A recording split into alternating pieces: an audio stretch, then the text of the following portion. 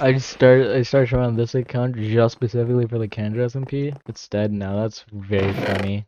Nobody ever goes into the Kandrew SMP, so maybe I should just stop creating SMP. Like shut down all my SMPs, provide people with the world files through like Google Drive or maybe my website or something. And they can do whatever they want with that, put it on Eternos or something, maybe Xroton or whatever server hosting provider they want to use.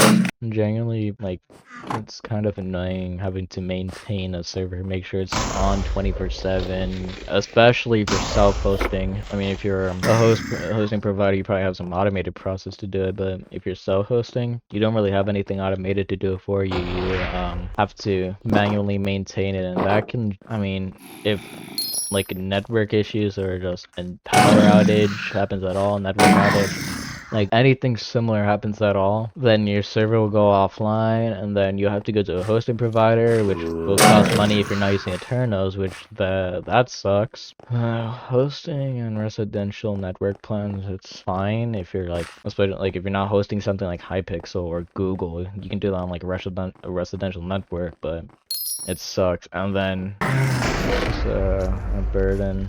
Like, it sucks, but as long as you like don't ever shut down your computer or like restart once a month, you will be fine.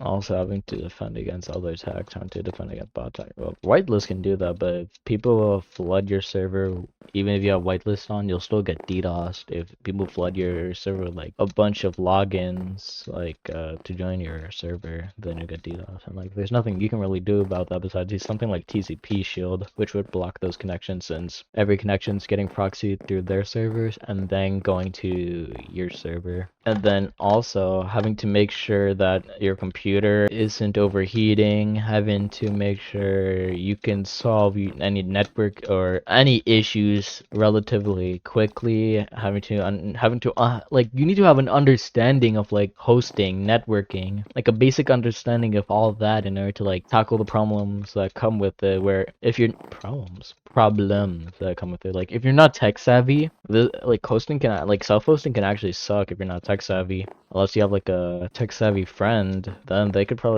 probably be more than happy to help out.